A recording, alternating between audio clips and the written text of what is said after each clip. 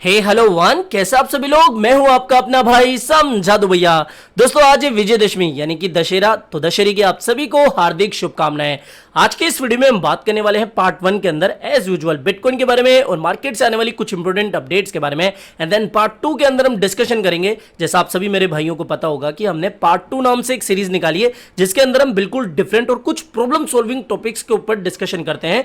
तो आज के पार्ट 2 के अंदर हम डिस्कशन करेंगे। देखो पार्ट 2 के अंदर मैंने पहले भी आपके साथ कुछ ट्रेडिंग स्ट्रेटेजी शेयर करी है, like hedge trading, future trading, coin margin future trading वगैरह वगैरह। तो आज का जो पार्ट 2 है वो भी एक ट्रेडिंग स्ट्रेटेजी के ऊपर होने वाला है, जिसके थ्रू आप डेली बेस पर मिनिमम रिस्क के साथ बड़ा प्रॉफिट तो नहीं लेकिन हाँ ठीक ठाक प्रॉफिट निकाल सकते हो। और देखो नॉलेजेबल या फिर इंफॉर्मेटिव वीडियोस को व्यूज कम ही मिलते हैं और आपके लिए मैं इतनी मेहनत कर रहा हूं। मुझे कल भी पूरा दिन निकल गया रिसर्च करने में कि भैया किस टॉपिक के ऊपर वीडियो बनाना चाहिए। तो अगर आपको लगता है कि भैया आपके पास कुछ अच्छा टॉपिक है जिसके ऊपर डेफिनेटली वीडियो बनना चाहिए, आपकी तरफ से भी मुझे सजेशन मिलती रहनी चाहिए, जिससे कि मुझे भी कुछ अच्छे अच्छे टॉपिक्स मिलते रहे, बिकॉज रिसर्च में काफी ज्यादा टाइम निकल जाता है। ठीक है, तो कोई बात नहीं, आज का पार्ट 2 भी काफी इंफॉर्मेटिव होने वाला है। तो अब सीधा वीडियो को शुरू करते हैं। इससे पहले आप वीडियो को पूरा देखें। वापस से रिक्वेस्ट करूंगा कि आप में से काफी लोगों के पास मेरी वीडियो की नोटिफिकेशन नहीं मिल रही है, तो क्या करना है, आपको चैनल को रीसब्सक्राइब करना है। इसके बाद में जो नोटिफिकेशन बेल आइकन आता है उसके ऊपर आपको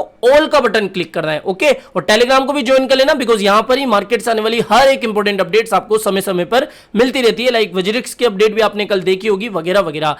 सबसे पहले तो हम बात करते हैं पार्ट 1 के अंदर बिटकॉइन के बारे में। देखो मैंने कल के वीडियो में मेरा जो सेकंड चैनल है उसके अंदर मैंने आपको बताया था कि भैया यहां पर एक कप एंड हैंडल बन रहा है, जिसके अकॉर्डिंग थोड़ा बहुत करेक्शन 20,000 से अगेन हमें देखने को मिलेगा और फिर यहां से हमें लगभग 20,500 के आसपास या फिर हमारे इस जोन के अंदर बिटकॉइन देखने को मिल सकता है। एग्जैक्टली आप देख सकते हो बिटकॉइन ने यहां से एक हैंडल का फॉर्मेशन करा, थोड़ा बहुत हैंडल हमें फॉर्म होता हुआ दिखा, लगभग 19,800 के आसपास बिटकॉइन आया और यहां से आप देख सकते हो लगभग बिटकॉइन ने 20,544 का लेवल टच करा है। यानी कि हमारे इस रेजिस्टेंस जोन के अंदर अभी ये आया है और यहां से अभी रिजेक्शन पा रहा है। यहां पर एक लॉन्ग का सेटअप बन रहा है, क्योंकि यहां से देखो मैं आपको एमए वाइज दिखाता हूं। यहां पर एक बुलिश क्रॉसओवर हो गया, यहां से अगर करेक्शन आता है तो एक अच्छे ट्रेड सेटअप का इंतजार करना है, जो कि बन रहा है लगभग 19,700 या फिर 19,500 का जोन, जो कि एक सपोर्ट जोन होगा। अगर आपको इस जोन में बिटकॉइन देखने को मिले तो डेफिनेटली आप मिनिमम लेवरेज के साथ में एक लॉन्ग ओपन कर सकते हो, जिससे कि एक थोड़ा बहुत हमें 5 से 10% का प्रॉफिट मिले और वहां पर हम एग्जिट में मान लें। और जैसा आपको लगता है भैया आप होल्ड या फिर एग्जिट कर सकते हो। ठीक है, लेकिन ध्यान रखना कि भैया अभी मार्केट में कुछ ऐसी अपडेट्स आ रही है जो कि थोड़ा बहुत मार्केट को उथल पुथल कर रही है। लाइक यहां पर कल रात को मार्केट से एक अपडेट निकल के आई कि भैया हमारे एलोन भैया वापस से राजी हो गए ट्विटर को बाय करने के लिए, या फिर ट्विटर बाइंग डील के लिए वो एग्री हो चुके हैं। रिपोर्ट आप देख सकते हो, according to reports Tesla Elon Musk now plan to purchase Twitter Inc for the original asking price of $54.20 a share. Twitter share surged following the news and claimed nearly 20% higher and trading was hard to so far। यानी कि जैसे ये खबर निकल के आई Twitter के shares में तो हमें एक छलांग देखने को मिली ही, साथ ही क्रिप्टो मार्केट में भी थोड़ी बहुत हमें रिकवरी देखने को मिली। इसके अलावा डॉज कॉइन की प्राइस में लगभग 8 से 10% के बीच में एक पंप आया है इस अपडेट के बाद में। और यहां पर इन्होंने एक और ट्वीट करा है, देख सकते हो आज ही के दिन है, buying Twitter is an accelerant to creating X the everything app. यानी कि जैसे ये ट्विटर की डील हो जाती है, ये एक्स नाम से एक ऐप भी बना सकते हैं, मतलब कि थोड़ा एडवांस फीचर वाला ये ऐप भी ला सकते हैं, या फिर ट्विटर में ही ऐसे एडवांस फीचर एड ऑन कर सकते हैं। ठीक है, तो यहां पर देखो इसकी वजह से डॉज की प्राइस हमें थोड़ी पंप होती हुई दिखी। अभी आप देख सकते हो डॉज कॉइन जो है यहां पर 0.063 से 0.064 के सपोर्ट जोन के आसपास अभी एक सपोर्ट थोड़ा बना रहा है। यहां पर अभी आप देख सकते हो कि ये इसका जो सपोर्ट जोन है जो कि 6364, ठीक है, 0.63 0.64, ये अभी इसके लिए एज अ सपोर्ट जोन का काम कर रहा है। यहां पर मैं आपको 15 मिनट के चार्ट पर आपको बताता हूं, यहां पर एक बियरिश क्रॉसओवर आपको बनता हुआ दिख रहा होगा। ठीक है, जो 20 एमए है वो 50 एमए को ऊपर से नीचे की तरफ काट रहा है, जिसको हम बियरिश क्रॉसओवर बोलते हैं।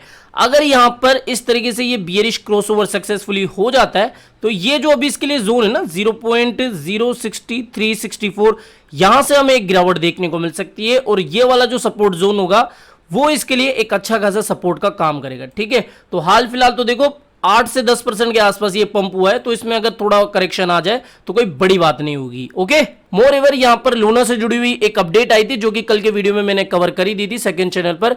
बाइनेंस ने लगभग 1.9 मिलियन डॉलर की वर्थ के लूना टोकन्स को बर्न कर दिया है, जिसकी अपडेट टेलीग्राम पर भी मैंने आपको दे दी थी, जिसकी वजह से लूना क्लासिक की प्राइस में हमें थोड़ी बहुत पंपिंग देखने को मिली।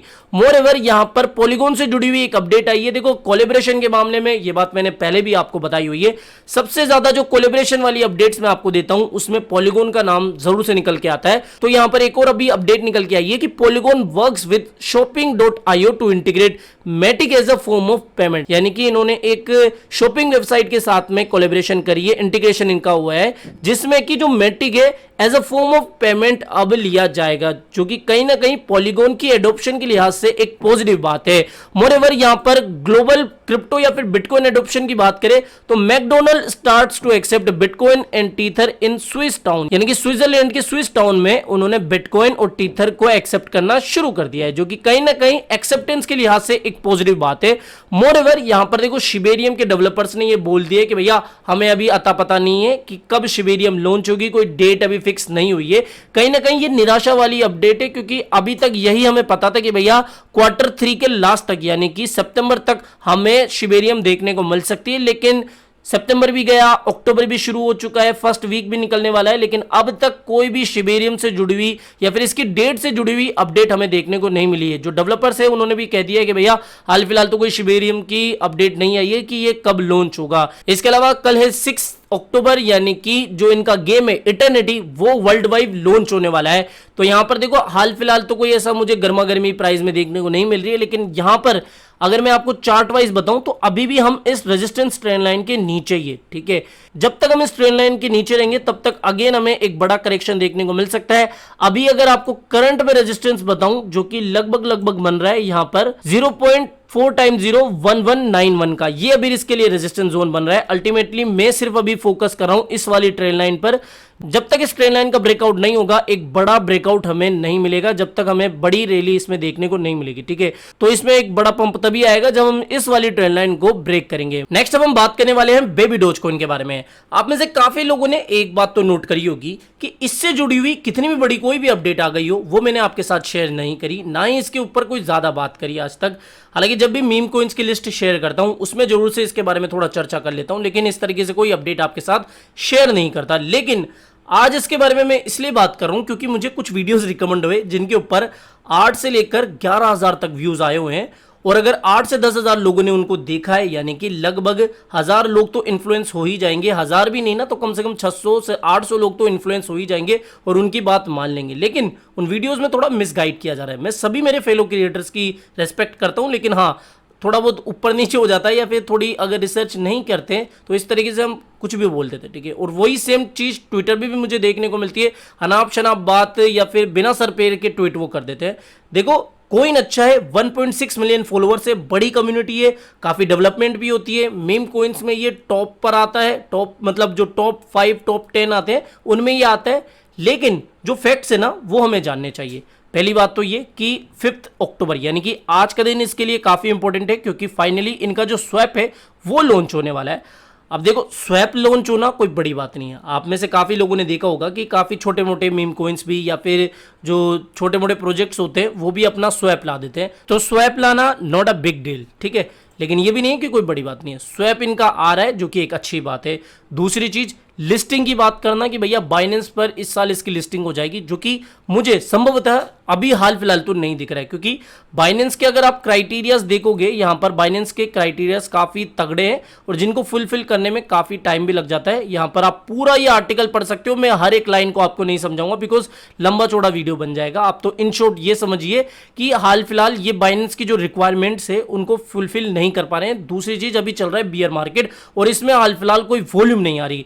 अब जब वॉल्यूम नहीं आएगी तो भैया एक्सचेंज को भी लगेगा कि भैया जब वॉल्यूम ही नहीं आ रही तो हम इसको लिस्ट करके क्या करेंगे, बिकॉज एक्सचेंज को कुछ ना कुछ तो फायदा मिलना चाहिए ना। जब ट्रेडिंग ही नहीं होगी तो किस तरीके से वो कमाएंगे। तो दूसरी चीज ये है कि भैया हाल फिलहाल तो लिस्टिंग के बारे में कोई अपडेट नहीं है और ना ही मुझे लगता है कि इस साल इसकी लिस्टिंग बाइनेंस पे हो सकती है, क्योंकि अभी अक्टूबर है, नवंबर दिसंबर 2-3 महीने और बचे साल के। तो हाल फिलहाल तो देखो लिस्टिंग से जुड़ी हुई कोई अपडेट नहीं आई है।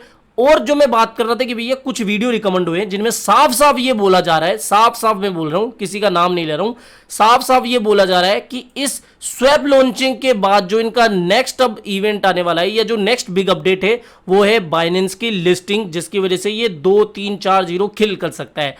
अब देखो इसके ऊपर नो कमेंट्स फिलहाल, तो आप तो ये समझो कि बाइनेंस पर लिस्टिंग इस साल बहुत कम पॉसिबिलिटी बन रही है क्योंकि बियर मार्केट चल रहा है, वॉल्यूम इतनी ज्यादा आ नहीं रही है। ऐसा नहीं कह रहा हूं कि लिस्ट होगा ही नहीं, ऐसा कह रहा हूं कि भैया हाल फिलहाल 1-2 महीने के अंदर कोई लिस्टिंग से जुड़ी हुई अपडेट नहीं आई है, ना ही इसके स्वैप लॉन्चिंग से इसकी कोई प्राइस इतना बूम करेगी। आप प्राइस पर इफेक्ट देख ही सकते हो, इनका स्वैप लॉन्च हो गया है और आपको बताइए कि by the rumour cell the news, जब न्यूज आ जाती है तब तो प्राइस थोड़ी बहुत गिरती ही है, लेकिन जो चीजें आपको सुनने को मिल रही है ना, प्लीज आप उनको थोड़ा सा इग्नोर करें कि 1-2 जीरो किल हो जाएगा, उतने जीरो कम हो जाएगा।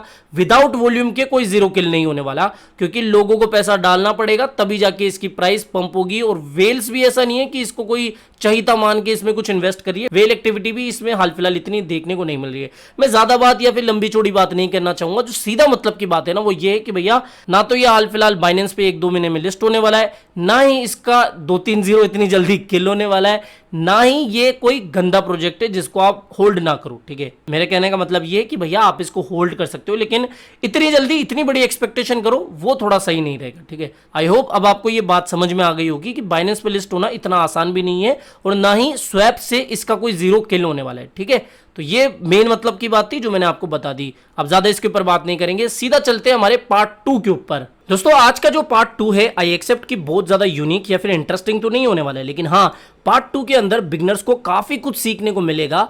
आज के पार्ट 2 के अंदर हम डिस्कशन कर रहे हैं आर्बिट्राज के बारे में। आपने सुना होगा कि भाई मैंने आर्बिट्राज करा था, मेरा प्रॉफिट हो गया, भाई तू भी आर्बिट्राज कर दे, दिन का थोड़ा बहुत खर्चा पानी निकल जाएगा। तो क्या आर्बिट्राज सच में मिनिमम रिस्क के साथ में आपको प्रॉफिट दे सकता है या फिर इसमें भी लॉस के चांसेस है?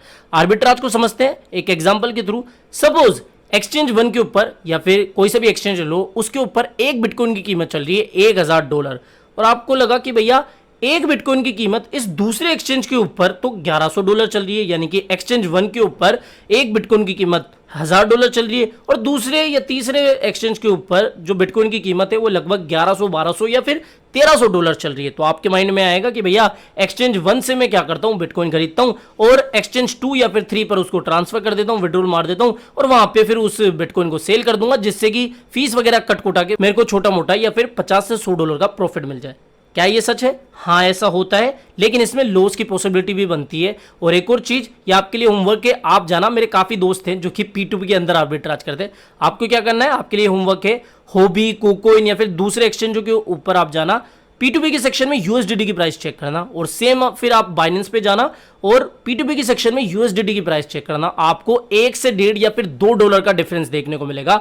और इसी का फायदा उठाते हुए काफी लोग क्या करते हैं, जैसे मेरे कुछ दोस्त हैं जो कि बड़े अमाउंट में USDT को इसी तरीके से आर्बिट्राज करते हुए प्रॉफिट कमाते हैं, होबी से उठाते हैं और उसको बाइनेंस पर डाल देते हैं और वहां पर उसको सेल निकाल देते हैं। यानी कि होबी से USDT कम प्राइस पर या फिर सपोज अभी 80 की प्राइस पर खरीद रहे हैं और बाइनेंस पे जाके उसको 81-82 यानी कि 81-82 की प्राइस पर सेल कर देते हैं। तो आर्बिट्राज के जरिए वो एक अच्छा खासा प्रॉफिट कमा लेते हैं इसी तरीके से सिर्फ USDT के अंदर।